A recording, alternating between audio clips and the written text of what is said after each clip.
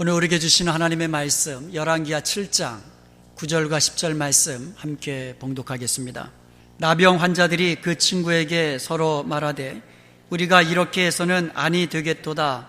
오늘은 아름다운 소식이 있는 날이거늘 우리가 침묵하고 있도다.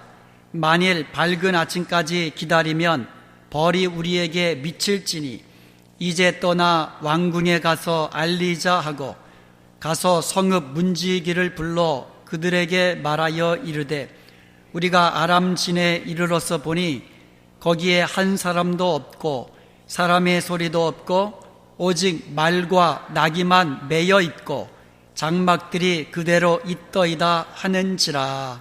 아멘. 어느 교회에 아주 헌신적으로 충성하는 존이라는 사람이 있었습니다. 그는요, 남들 앞에 말하기를 좀 부끄러워하는 소심한 사람이었습니다.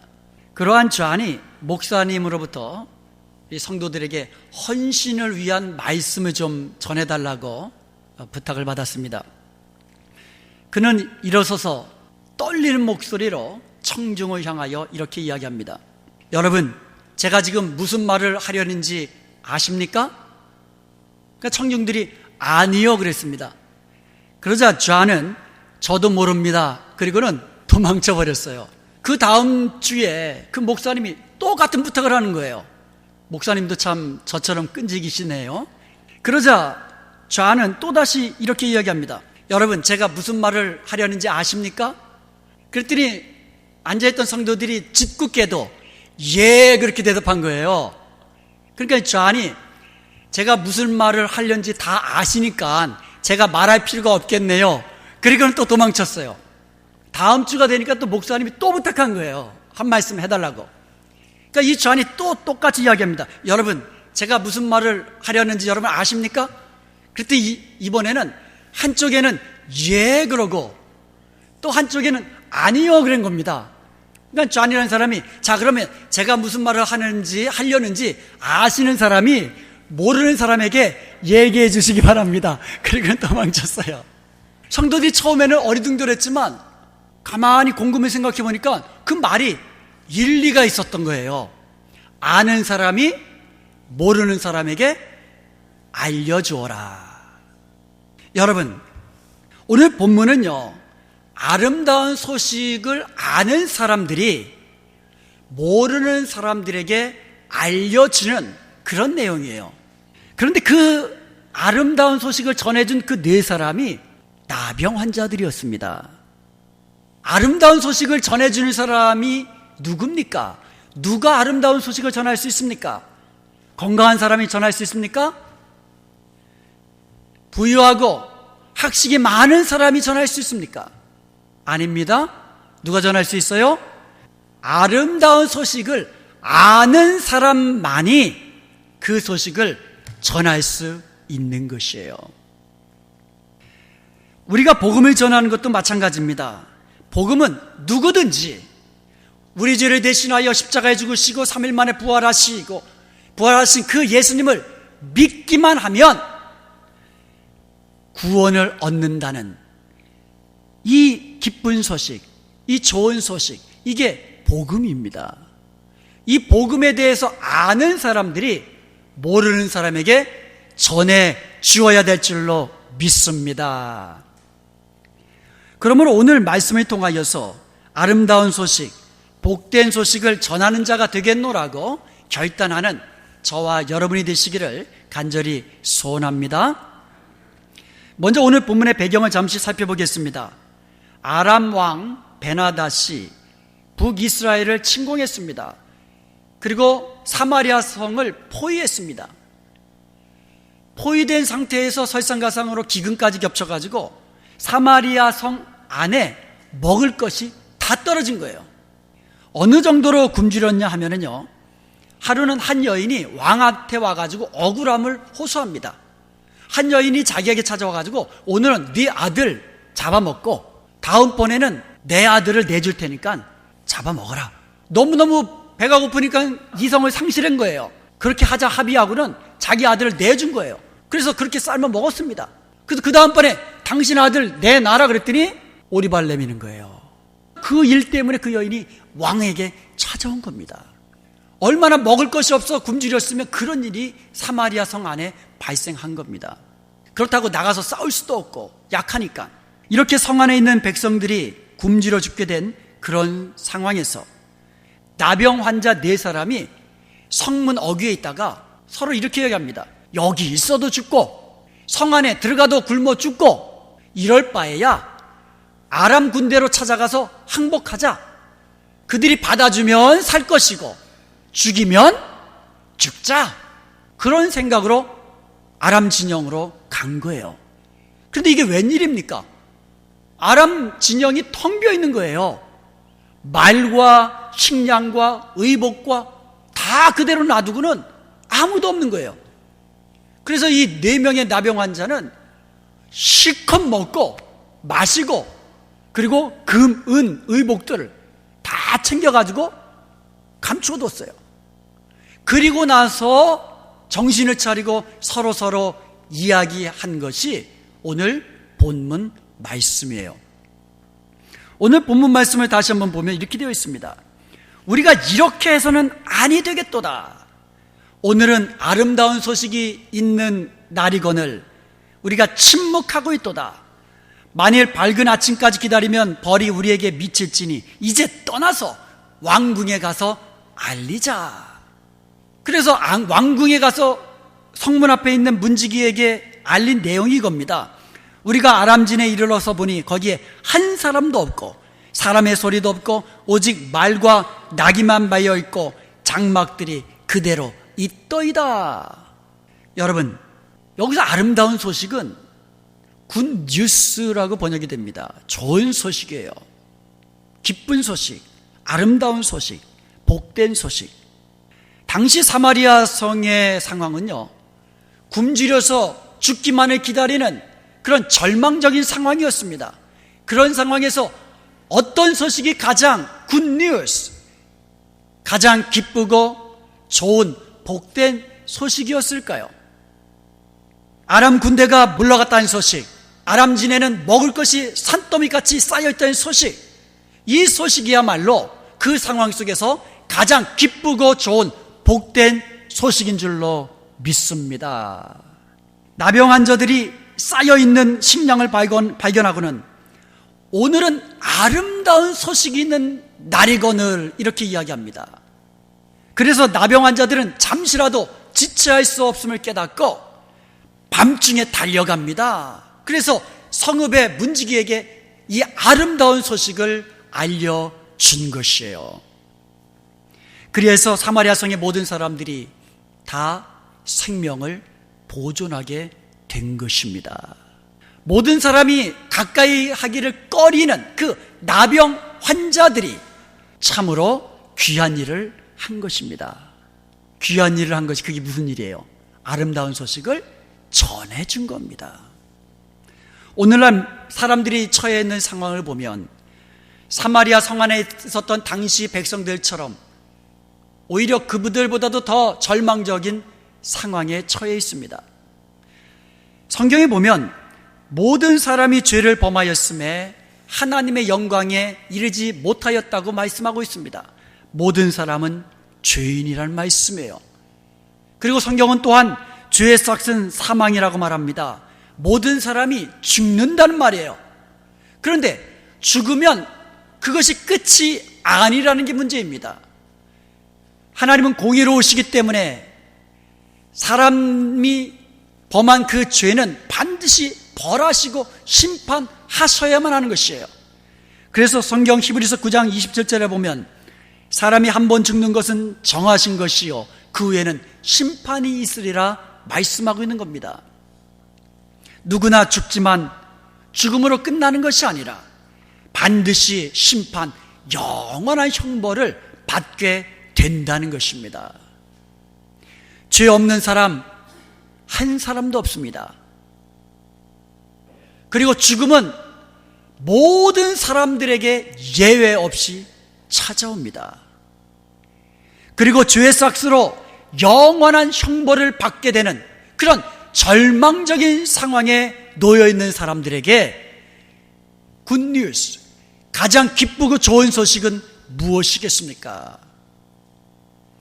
하나님이 우리를 사랑하셔서 독생자 예수 그리스도를 우리에게 보내주셨다는 그 소식, 예수님께서 우리 죄를 대신하여 십자가에 죽으시고 다시 부활하셨다는 그 소식, 그러므로 누구든지 그 예수님을 믿는 자는 멸망하지 않고 영원한 생명을 얻게 된다는 그런 소식이야말로 복음, 가장 복되고 좋은 소식인 줄로 믿습니다.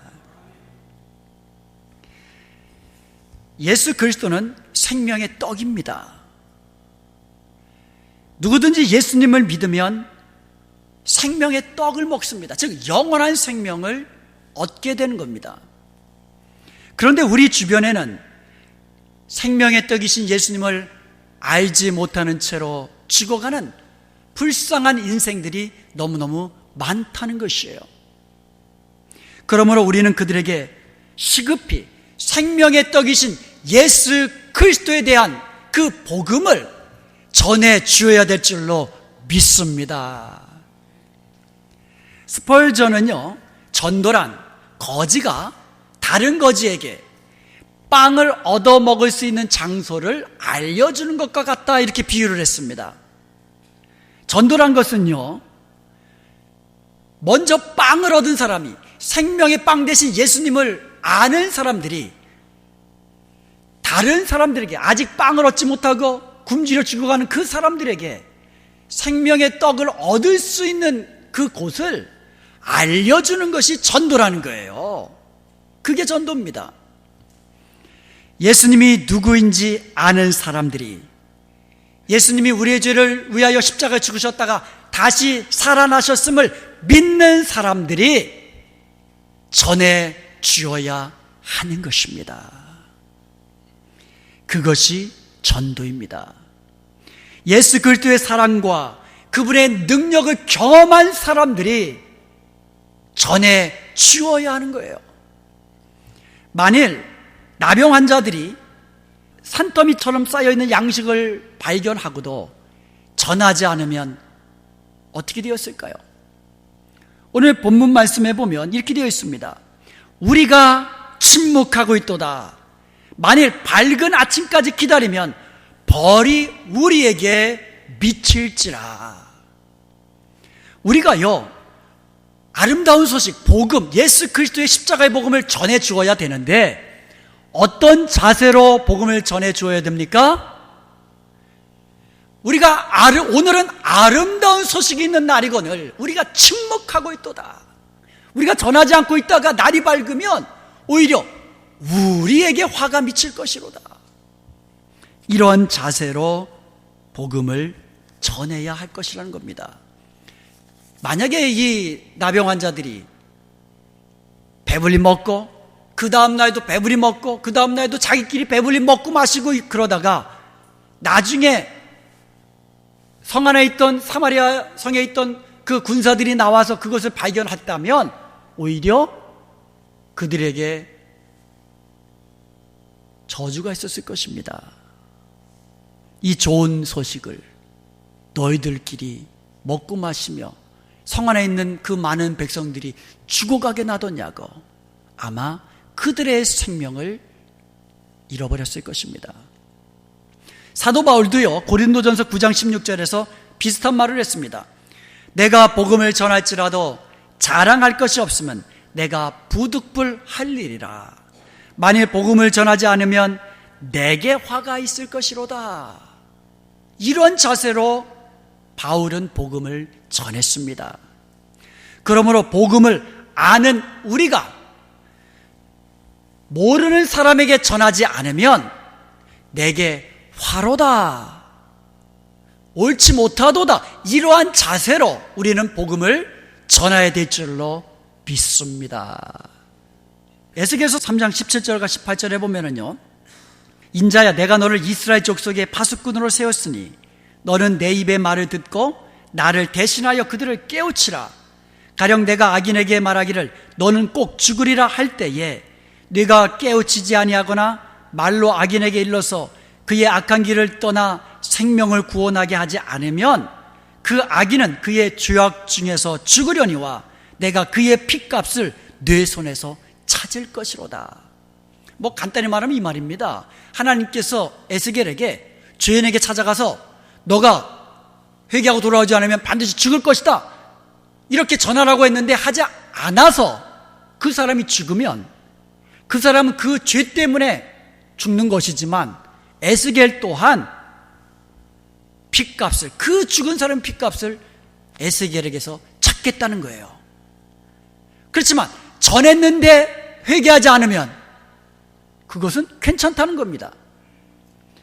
나병 환자들이 양식 있는 곳을 가르쳐 주어도 이스라엘 백성들이 믿지 아니하면, 그래서 가보지 아니하면, 그래서 굶어 죽으면 나병 환자들에게는 책임이 없다는 말이에요.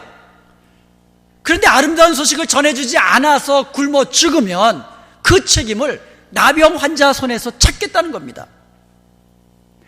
복음을 전해주어도 사람들이 듣지 아니하면 우리 책임이 아니에요.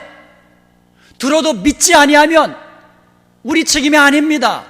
그렇지만 전해주지 않아서, 듣지 못하여서 주님께로 돌아오지 못했다면 그 피값을 우리에게 찾겠다고 말씀하는 내용이에요. 여러분, 중요한 것은 아름다운 소식, 구원의 복된 소식은 아는 사람이 모르는 사람에게 전해주어야 한다는 겁니다. 타이타닉호가 침몰할 때에 그들에게 20척의 보트가 있었다고 합니다. 그런데요, 20척의 보트를 띄웠는데 그 보트의 반만 태우고는 다들 황급히 도망치듯이 다 떠나버렸다고 합니다. 그리고 수많은 사람들이 얼음과 같은 바다에 빠져 죽어갈 때에 그 떠나간 보트는 돌아오지 않았습니다. 오직 14호 보트만이 돌아와서 몇 명의 생명을 더 구조했다고 합니다. 그들에게는 그들이 왜 돌아와서 몇 명의 더 다른 생명의 죽어가는 생명을 구하지 못했을까요? 그들에게는 두 가지가 있었기 때문이라고 합니다. 첫 번째는 두려움. 만약에 구조하러 다시 돌아왔다가 너도 나도 살려달라고 보트에 막 올라타다가 보트가 뒤집어지면 우리도 죽는다는 거예요. 나도 죽게 될까봐 그 두려움 때문에 돌아오지 못했다는 겁니다. 또 하나 이유는요, 무관심이에요. 우리는 이제 보트의 안에 있기 때문에 우리는 안전하다, 우리 생명은 구원받았다, 그러면 됐다. 차가운 얼음 같은 바닷속에서 죽어가는 생명에 대해서는 무관심한 거예요. 나는 됐다는 거예요. 우리는 됐다는 겁니다. 이와 같이 두려움과 무관심 때문에 그들은 19척의 보트는 다시는 돌아오지 않았다고 합니다. 후세의 사람들은요, 그날 밤 그들은 비겁했다고 그렇게 이야기를 합니다. 그렇다면 지금 우리들은 어떻습니까? 복음을 듣고 예수님을 믿음으로 우리는 구원의 방주 안으로 들어온 사람들입니다. 우리는 구원의 방주 안에 있는 사람들이에요. 구원의 방주 바깥에 있는 죽어가는 사람들에 대해서 우리도 무관심하다면, 나는 구원받았으니까 됐다, 무관심하다면, 우리 가족은 구원받았으니까 됐다라고 무관심하다면 떠나간 그 보트에 탄 사람들과 무엇이 다를 바가 있습니까?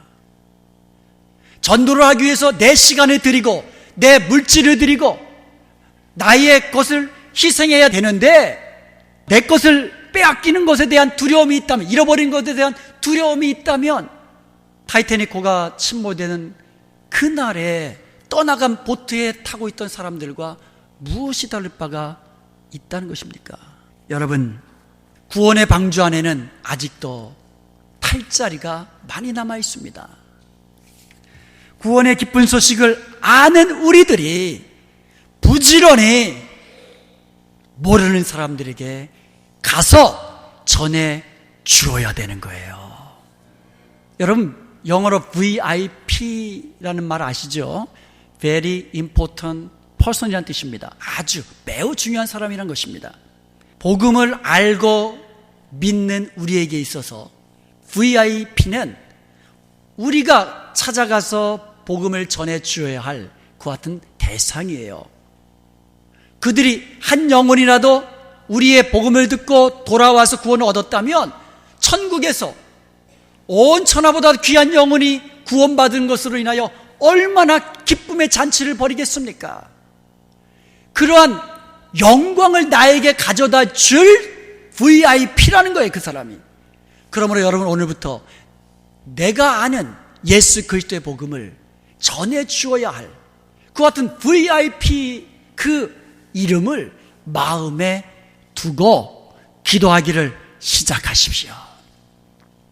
기도하기를 시작하십시오. 그리고 사랑을 베풀기를 시작하십시오. 그리고 예수 그리스도의 복음을 전해 주십시오. 그리고 초청하십시오. 초청하셔야만 합니다. 와보십시오. 한 번만 와보십시오. 초청해야만 합니다. 로마서 10장 13절에 보면 누구든지 주의 이름을 부르는 자는 구원을 얻으리라고 말씀하고 있습니다. 여기서 구원이라는 말은요, 영혼 구원만 의미하는 게 아니에요. 전인적인 구원을 말하는 겁니다. 우리의 영혼뿐만 아니라 우리의 육신까지도 포함한 전인적인 구원을 말하는 겁니다.